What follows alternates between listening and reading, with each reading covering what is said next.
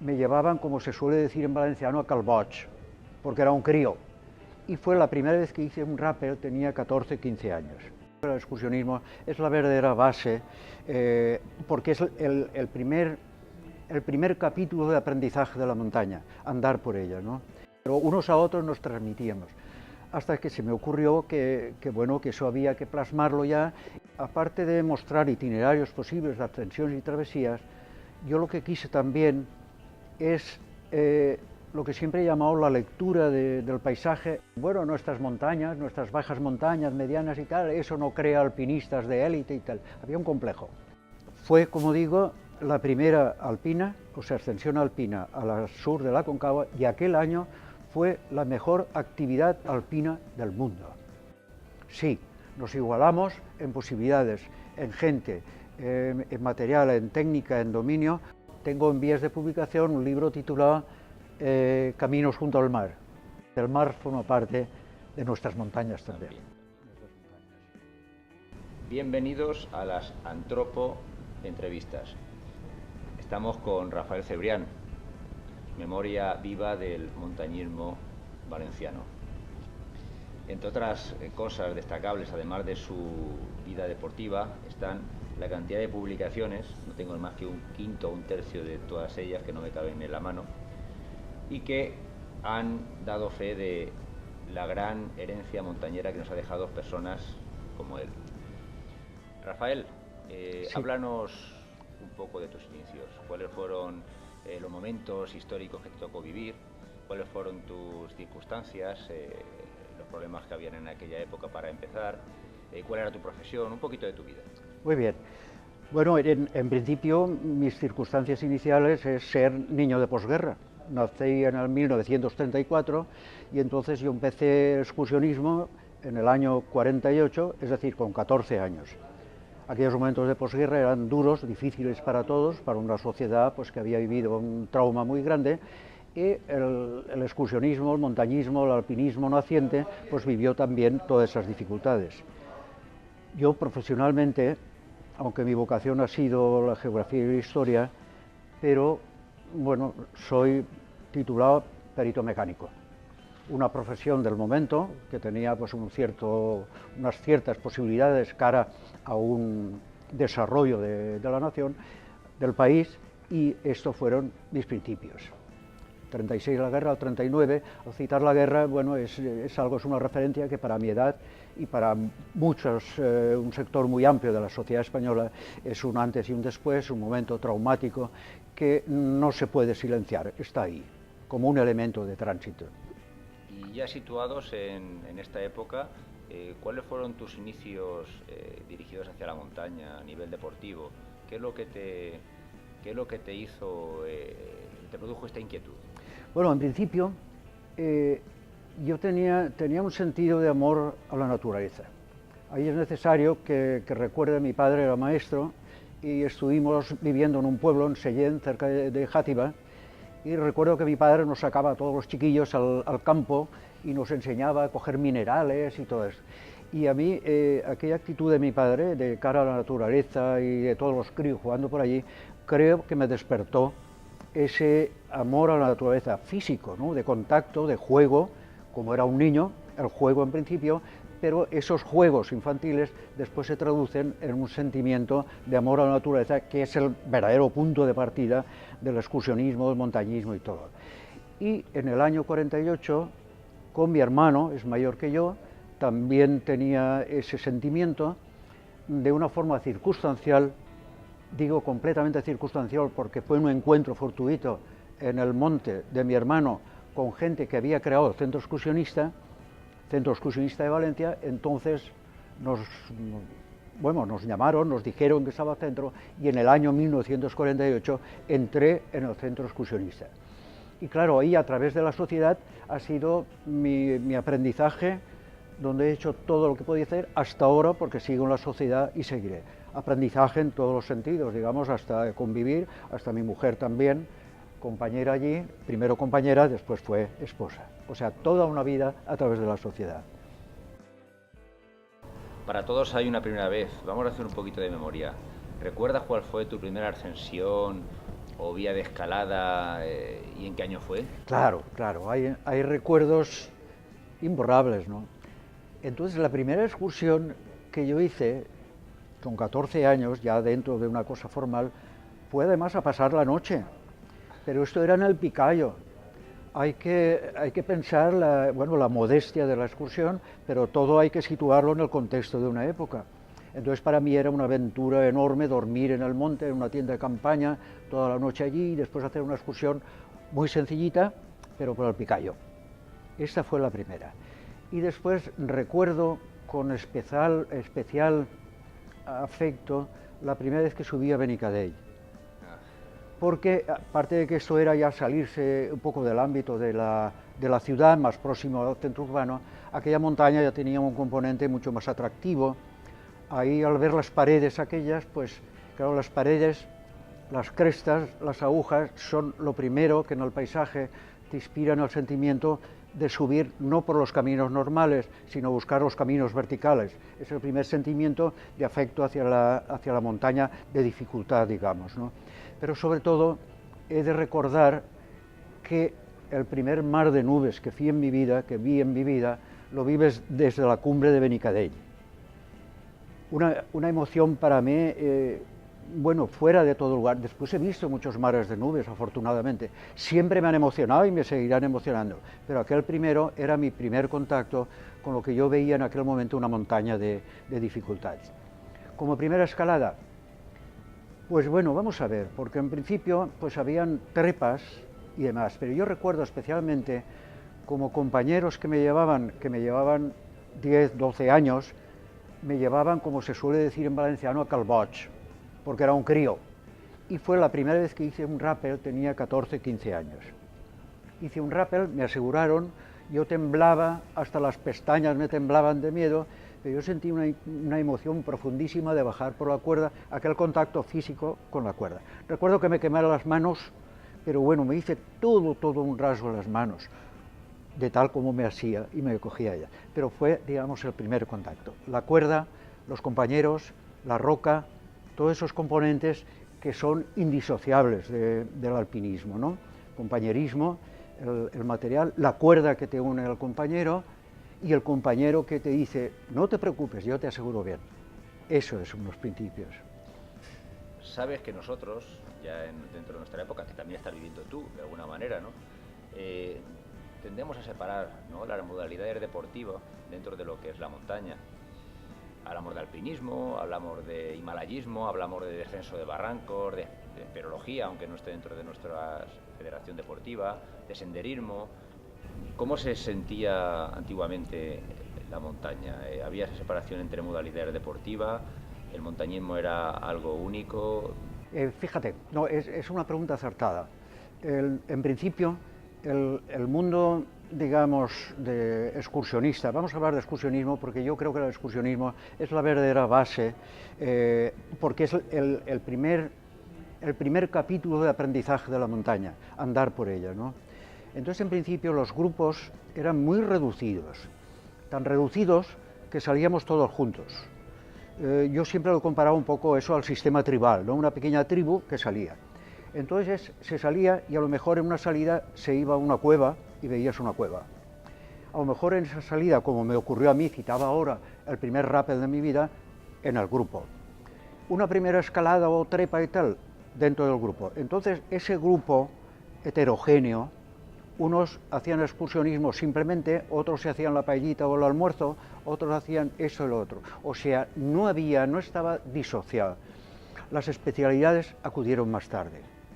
Yo diría que a los años 60, 50, 60, cuando empezó a haber la especialidad concreta, vino acompañado también de algo muy importante y eran los cursillos.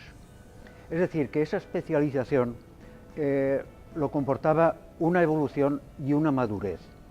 Y esta madurez traía consigo la enseñanza. Este fue una de las virtudes para mí muy importantes de las sociedades llamadas excursionistas, porque impartían una pedagogía de la montaña. Eran los que en principio enseñaban a la gente a la montaña, a salir, a andar, a conocer los lugares. Y volviendo a lo que era mucho más comprometido Decir comprometido quiero decir físicamente, como es la escalada, la espeleología. Fue muy importante que entrara el aprendizaje y los cursillos. Igual que a ti te enseñaron, tú también creo que fuiste instructor de montañismo o de alpinismo, no sé cómo se llamaba en aquella época, te voy a preguntar sobre esto. Félix Méndez crea la Escuela Nacional de Alta Montaña y también él es una persona abierta y crea las secciones regionales. En nuestro caso creó la sección valenciana y sé que tú fuiste parte de instructores de esta sección. Sí. ¿Cómo estaba establecido en aquella época la formación? Efectivamente, yo pertenecí a lo que era la Escuela Nacional de Alta Montaña, una creación en el momento muy oportuna, precisamente por eso, porque tenía titulados, disponía de gente con capacidad para impartir cursos y empezar a dar ya esa montaña de dificultad. Durante tu vida montañera sé que tuviste un accidente que supuso un antes y un después dentro de tu vida deportiva. ¿Nos puedes hablar un poquito de esto? Bueno, en principio tuve un accidente de esquí en el año 60, pero pese a tener una fractura de tibia y peroné en la articulación... En los años 70. En el 60. Pero me recuperé bien y seguí haciendo esquí de montaña incluso, que tenía una gran pasión, y montaña. Pero en el 78 tuve un accidente en Guaita muy importante. 78. Un accidente muy importante y entonces ahí sí, ahí tuve una lesión ya irreversible que me permitió seguir en la montaña, pero olvidarme ya de lo que podía ser una montaña de dificultad, expediciones y demás. Seguí haciendo montaña, pero ya dentro de un orden mucho más limitado, menos exigente, pero seguí. Hay una faceta de Rafael Cebrián que a mí ha significado mucho, que han sido tus publicaciones. Yo recuerdo esas publicaciones de montañas de Valencia, que para mí fueron el eje B de la montaña, porque, bueno, ya te empiezo a tener yo también una edad y no había la información que había en aquella época, como la que existe ahora. Yo recuerdo que ahora mismo nos ponemos a plantear, a publicar, a hacer topoguías y guías itinerarios y verdaderamente has sido en esto un gran precursor y un pionero, porque sí, has tocado la montaña desde su punto de vista deportivo, medioambiental, de patrimonio. Estamos hablando de finales de los 70, principios de los 80. ¿Cómo conseguías tanta información? Bueno, contesto lo último, es la información a base de andar mucho. Muchas largas y agotadoras marchas. Además, mi generación, todos éramos marchadores por necesidad, por definición, porque los transportes nos obligaban. Te diré que Calderona, íbamos a la Calderona, íbamos andando desde Liria o desde Vétera, y cuando terminabas todo el día andando, volvías andando otra vez a Liria y Vétera, ¿sabes? La transmisión de información era como los pueblos primitivos, oral. Sí, lo digo sin hacerlo peyorativo, era la época, ¿no? Pero unos a otros nos transmitíamos. Hasta que se me ocurrió que eso había que plasmarlo ya y crear algo que sirviera la publicación. Y entonces cuando empecé a recopilar itinerarios, tratar de instrumentarlos a través de la comarcalización del país, por sierras, por zonas, y en todo esto, en todos estos libros, aparte de mostrar itinerarios posibles de ascensiones y travesías, yo lo que quise también es lo que siempre he llamado la lectura del paisaje o la interpretación del paisaje. Nuestras montañas están habitadas desde la prehistoria. Aquí no tenemos zonas de cumbres como el Pirineo o los Alpes, que son el terreno nada más que del alpinista. Aquí tenemos montañas que están históricamente pisadas, desde la prehistoria, desde las cavernas hasta nuestros días. Entonces, interpreté que andar por las montañas no podía ser un hecho, no podía diferenciar el paisaje, tu marcha sobre ella, el recorrer los caminos de la historia acumulada. Y entonces ahí introduje el patrimonio, las gentes, la historia, un poco todas esas pinceladas para reunirlo en lo que decía la lectura del paisaje. Esa es la esencia, más o menos. Eres coetáneo de la misma época aproximadamente, pues a Carlos Soria, a Riaño, a Villerín, a Botella, a Aranda, todos estos memoria viva del montañismo. Sí. En aquella época, ¿cuál era vuestra relación? ¿Cómo ¿Cómo os llevabais? ¿Había comunicación entre vosotros? Sí que la había, sí que la había. En principio, cuando antes me refería que el grupo excursionista era muy reducido, casi una familia, la verdad es que en Valencia, por ejemplo, nos conocíamos todos, los que provenían de la unidad, como los que nos habíamos integrado en el centro simplemente, todos nos conocíamos. Salíamos a las montañas y si nos encontrábamos nos nombrábamos por el nombre y tal e intercambiábamos. Y respecto a la actividad exterior, al decir exterior quiere decir Madrid y Cataluña, que eran los que fueron realmente la cresta de la actividad ya evolucionada, pues también empezamos a conocerlos y nos comunicábamos.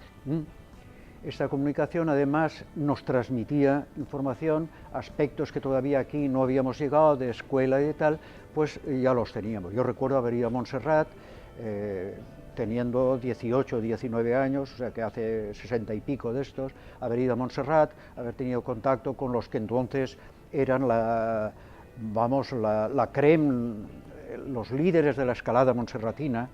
Luego en Madrid has nombrado a Carlos Soria, pero habían otros como Pedro Acuño, que murió en el Huascarán. Sí. Todavía tengo relación con Agustín Faus. Historia del alpinismo, tengo relación, nos llamamos, nos escribimos, nos intercambiamos libros, todavía tengo con él. Entonces sí que había una relación, efectivamente. Sobre todo porque nos conocíamos, como decía antes, nos conocíamos todos y lo que hacía alguien, inmediatamente lo sabías, te venía transmitido. En una entrevista que leí hace poquito, que se le hizo a Félix Méndez, que el creador de la Escuela Nacional de Alta Montaña, hablaba de que los valencianos hicieron ascensiones con mucho renombre en aquella época, en las que destacaba la Sur de la Concagua. Éramos competitivos, por hablar con palabras más actuales, a nivel del alpinismo español. Sí. Fíjate, en principio, yo recuerdo entre compañeros de más edad que la que tenía yo y que habían sentido también la montaña de dificultad, cómo había una especie de complejo en Valencia, de decir, bueno, nuestras montañas, nuestras bajas montañas, medianas y tal, eso no crea alpinistas de élite y tal. Había un complejo. Y ese complejo se fue venciendo, porque claro, cuando empezamos a salir y a enfrentarnos a otras montañas y la altura y todo, comprobamos que no, que sí que había posibilidades, o sea que sí que nos podíamos enfrentar. Entonces has citado, por ejemplo, nada más y nada menos que la Sur de la Concagua. No fue la segunda, fue la tercera mundial, pero la primera al estilo alpino. O sea que hasta entonces la primera... ¿Recuerdas los alpinistas? Sí, hombre, casi te los podía citar, sí. Martí Mateo, Antonio Martí Mateo, que después fue durante muchos años guardián del refugio de Goriz. Miguel Gómez, que murió hace 2 o 3 años, compañero mío. Bueno, es, dicho así entre paréntesis, una de las personas más fuertes que he encontrado yo en mi vida, mejor dotado que he encontrado en mi vida. Bueno, él, Amadeo Botella, en un momento físicamente muy bueno, y Ángel Tebar.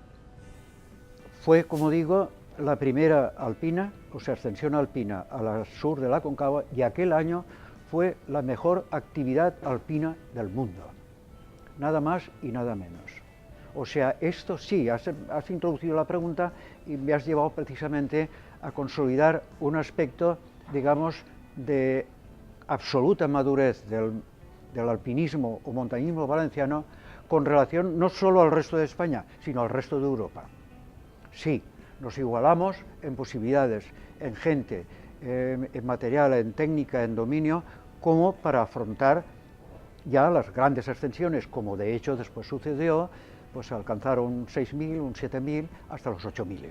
Fue como una mayoría de edad, ¿no? Es decir, ya empezamos a ser adultos, ¿no? Sí, exacto. Quitarnos el complejo de inferioridad de encima y decir, podemos. ¿Qué escaladas, itinerarios o expediciones te han marcado de manera especial? La primera al Puig Campana, a las paredes del Puig Campana con Martí Mateo, Antonio Martí Mateo, hace ahora unos 50 años, o sea que fue en el 62 o 63. La escalada no fue de gran dificultad, la hicimos los dos, íbamos los dos solos, pero ¿por qué es importante para mí? Primero porque era la primera vez que afrontábamos, yo personalmente, y aquí en Valencia también, las grandes vías. Hasta ese momento la escalada se movía dentro de recorridos de vías de 20, 30 metros, llegabas arriba, bajabas andando y ya está. Había un paso muy importante y es afrontar la escalada en paredes donde además, como el Puig Campana, te plantean un laberinto de crestas, de repisas, de diagonales, de diedros, o sea que es donde el problema surge de decir... ¿Recuerdas la vía? ¿Recuerdas la vía? La que ha sido clásica, la más sencilla, admito que era la sencilla, porque claro, como una primera, pues vas buscando lo más fácil. Sí que puedo decir que llevábamos material por arriba al gorro, cuerdas, estribos por todas partes, por miedo a decir, podemos no continuar, no seguir y hay que bajar. Y claro, hay que pensar en lo que supone bajar, pues 4, 5, 6, 7, 8 rapeles. En aquel momento era todo un reto, era muy importante. Entonces lo recuerdo especialmente eso, recuerdo otra, la primera travesía de Benicadell, de la cresta de Benicadell. También era para mí un sueño porque era la escalada, eran cuerdas, pero al mismo tiempo era como, digamos, ese sentimiento que te transmiten las crestas, las cumbres, como de volar, de estar por encima, ¿no? de sentir la tierra debajo. Y tú, cogido la roca, como decía antes, la roca, la cuerda, el compañero, el paisaje, todo este componente. Y la cresta de Benicadell, lo mismo que después fue la cresta de Bernia, me transmitían un poco ya el espíritu, el sentido, el reto de las grandes cumbres. Esto era. Te escucho y creo que tu vida ha sido muy satisfactoria, pero vamos a imaginar, si volviésemos o volvieras tú a empezar, ¿dónde te gustaría estar? ¿Te gustaría empezar como empezaste? ¿Te gustaría haberte dedicado más a una modalidad más que a otra? ¿Qué te gustaría? ¿Cómo lo replantearías? Hubiera hecho, porque ha sido mi sueño, el invierno, las cumbres en invierno, Groenlandia, el Ártico. Hubiera sido eso y los 8000, pero principalmente la nieve, el invierno. Yo hice mucho esquí de montaña porque lo que quería precisamente era hacer montaña invernal. Algo hice, no todo lo que quería. Y sabía, porque el esquí para mí fue un medio, la escalada también. Tengo que decir que no he sido un gran escalador, ni gran alpinista. Aquí lo digo sin falsa modestia, que no lo he sido. Ha habido más espíritu y más amor de alpinista que verdadero dotado de alpinismo. Pero volviendo a esto, yo me apasionaba la montaña de invierno, porque en el invierno tienes el componente más extremo, más duro, pero al mismo tiempo más desconocido. Dice, la montaña en invierno es un completo desconocido dando un paso detrás de otro, por el estado de la nieve, por la situación, por los cambios climáticos del día a la noche, de un día para otro. Me atraía profundamente. ¿Qué te ha dado y qué te ha arrebatado la montaña? ¿Cómo la has vivido? Me ha dado mucho, muchísimo, me ha dado un sentido de la vida que afortunadamente sostengo todavía. Sigo emocionándome igual con las luces especiales del atardecer, de la mañana, de las nuevas montañas que veo. Afortunadamente sigo viendo nuevas montañas, sigo emocionándome igual. O sea que a punto de cumplir 80 años tengo la suerte de seguir viviendo la montaña con plenitud, porque es que además dices, lo que te queda atrás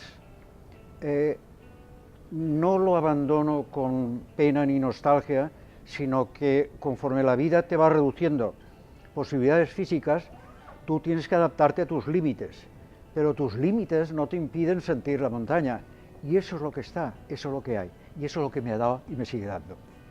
De esa perspectiva única que nos puede dar personas activas como tú en la montaña, ¿qué consejos le darías a los montañeros, sobre todo a los jóvenes que empiezan ahora en este mundo? Pues primero que se acercara con la mirada respetuosa hacia la naturaleza.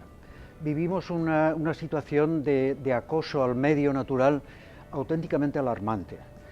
Yo he visto desaparecer mucho del medio natural en mi tierra, lo he visto en el Pirineo también, incluso cuando estuve en el Himalaya, bueno, trekking del Everest, pues empiezas a ver ese deterioro que progresivamente trae la masificación. Pero además de la masificación del excursionismo está la propia sociedad humana destructiva.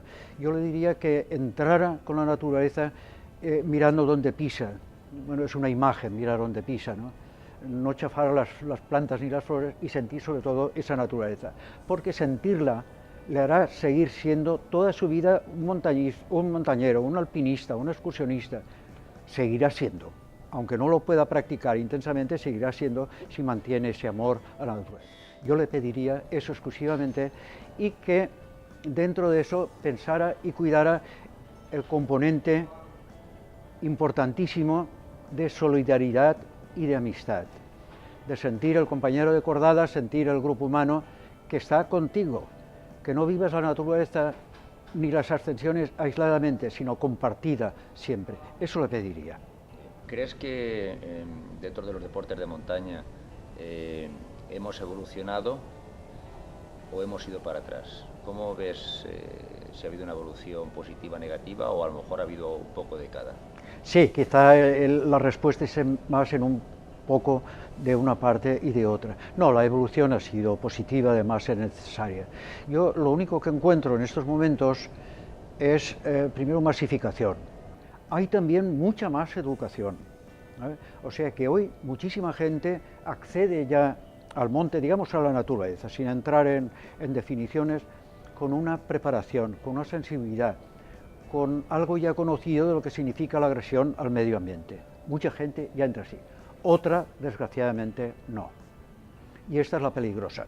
Lo que sí veo es que los que sienten el alpinismo, el montañismo, la naturaleza de verdad, su sentimiento alpino es tan puro, o puede ser tan puro y tan profundo, como los que sentían en la época de Wimper y de las grandes conquistas. Está ahí, está íntegro, intocable, y para mí eso es el valor fundamental. Ese es el que hay que alimentar, ese principio, para que no desaparezca nunca ese espíritu de amor a las montañas. Sé que sigues en activo, pero ¿qué es lo que te mantiene ahora? ¿Qué actividades realizas?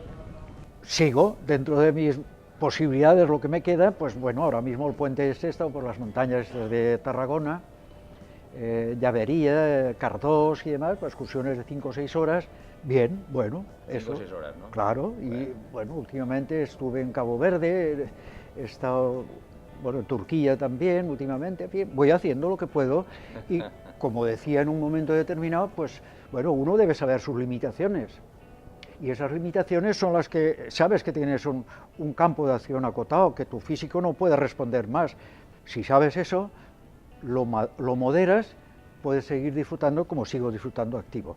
Sí. ¿Y nos tienes preparada alguna publicación nueva, algún libro nuevo? ¿Nos vas Sí, tengo en vías de publicación un libro titulado Caminos junto al mar, o sea, un recorrido de todo el litoral valenciano, también con la misma idea y un poco, digamos, homenaje al mar, ese mar que he visto tantas veces desde las montañas y con ese litoral tan castigado, pero bueno, que es un litoral muy hermoso y que forma parte, el mar forma parte de nuestras montañas también.